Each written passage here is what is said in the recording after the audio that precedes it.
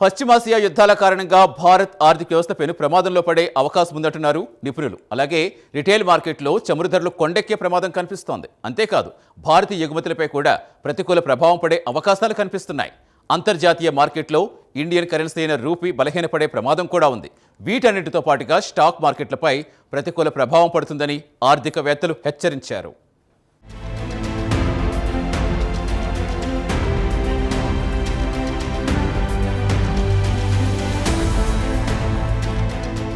పశ్చిమాసియా పరిణామాలు భారత్పై తీవ్ర ప్రభావం చూపే అవకాశాలున్నాయని ఆర్థిక రంగ నిపుణులు చెబుతున్నారు. కాగా పశ్చిమాసియా పరిణామాల ప్రభావం ప్రధానంగా అంతర్జాతీయ చమురు మార్కెట్పై ప్రభావం చూపుతోంది. ఇందులో భాగంగా భారత్పై కూడా తప్పకుండా ప్రభావం పడుతుందని నిపుణులు వెల్లడిస్తున్నారు.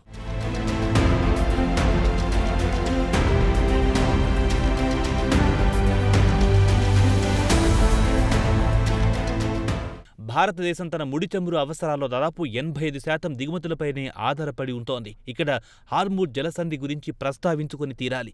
హార్ముజ్ జలసంధి ద్వారా ప్రపంచవ్యాప్తంగా 20% చమురు సరఫరా జరుగుతుంది. భారత్కు దాదాపు 50% క్రూడాయిల్ దిగుమతులు ఈ మార్గం ద్వారానే సరఫరా అవుతాయి. కాగా హార్ముజ్ జలసంధిని ఇరాన్ మూసివేసినట్టు సమాచారం. దీంతో భారత్లో చమురు ధరలు పెరిగే అవకాశాలున్నాయని నిపుణులు చెబుతున్నారు.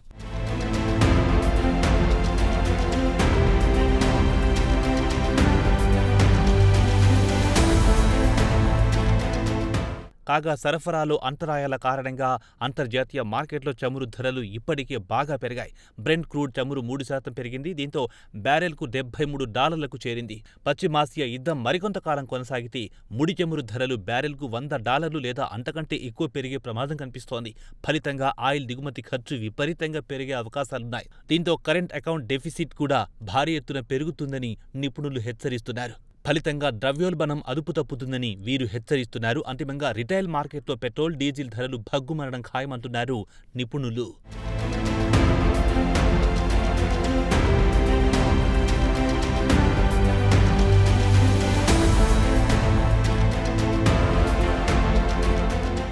అంతేకాదు పశ్చిమాసియా పరిణామాల కారణంగా భారతీయ కరెన్సీ అయిన రూపీ బలహీనపడే ప్రమాదముందని ఆర్థికవేత్తలు హెచ్చరిస్తున్నారు. ఇందుకు సంబంధించి petroleum planning and analysis data వివరణ ఇచ్చింది. ఈ వివరణ ప్రకారం 2025లో భారతదేశం 11,60,618 కోట్ల విలువైన ముడి చమురును దిగుమతి చేసుకుంది. కాగా 2026లో జనవరి వరకు ముడి చమురు దిగుమతులు $8,80,149 కోట్లుగా నమోదయ్యింది. ఈ క్రమంలో బ్యారెల్ ధర $10 పెరిగినా అది దేశ ఆర్థిక వ్యవస్థపై పెను ప్రభావం చూపే అవకాశాలున్నాయి. ఏడాదికి 10,000 నుంచి 15,000 కోట్ల మేర అదనపు భారం మోపుతుందని నిపుణులు వెల్లడించారు. అంతిమంగా రూపీ బలహీనపడే ప్రమాదముందని ఆర్థికవేత్తలు హెచ్చరిస్తున్నారు.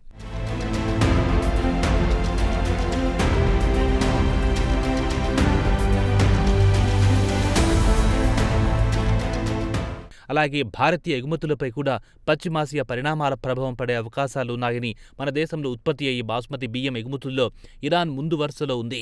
దాదాపు 25% బాస్మతి బియ్యాన్ని ఇరాన్ దేశమే కొనుగోలు చేస్తోంది. కాగా ఉద్రిక్తతల కారణంగా షిప్పింగ్కు ఆటంకాలు, చెల్లింపుల్లో ఆలస్యం జరగడం ఖాయంగా కనిపిస్తోంది. దీంతో దాదాపు $2 బిలియన్ల వ్యాపారం పెను ప్రమాదంలో పడే అవకాశాలున్నాయి. ఈ నేపథ్యంలో ఖర్చు, బీమా, సరుకు రవాణాకు సంబంధించి నిబంధనలు ఎత్తివేయాలని ఇండియన్ రైస్ ఎగుమతిదారుల సమాఖ్య తన సభ్యులకు సూచించింది.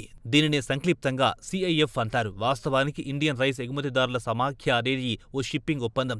జల మార్గం ద్వారా సరుకు రవాణా అయినప్పుడు ఇండియన్ రైస్ ఎగుమతిదారుల సమాఖ్య రంగంలో దిగుతుంది. రవాణా ఖర్చులు, బీమా, సరుకు భద్రతను సమాఖ్య కవర్ చేస్తుంది. కాగా CIF భారాన్ని కొనుగోలుదారులపై పడకుండా జాగ్రత్త పడాలని తమ సభ్యులకు సూచించింది. అలాగే అనేక ఇతర దేశాలకు టీ, సుగంధ ద్రవ్యాలు, ఇతర వస్తువుల ఎగుమతులు దెబ్బతినే ప్రమాదం ఉంది.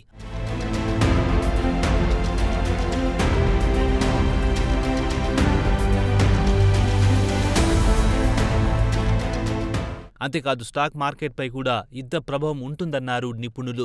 అనేక చమురు మార్కెటింగ్ కంపెనీలు, ఏవియేషన్, పెయింట్స్, ఆటోలు, లాజిస్టిక్స్ స్టాక్స్పై కూడా పశ్చిమాసియా పరిణామాల ప్రభావం ఉంటుందని నిపుణులు చెబుతున్నారు. భౌగోళిక, రాజకీయ ఒత్తిడుల కారణంగా స్టాక్ మార్కెట్లు ఒత్తిడికి గురవడం సర్వసాధారణ అంశమని అంటున్నారు. అయితే ఎనర్జీ, డిఫెన్స్ స్టాక్లు సమీప భవిష్యత్తులో మద్దతు పొందే అవకాశాలున్నాయని స్టాక్ మార్కెట్ రంగ నిపుణులు పేర్కొన్నారు.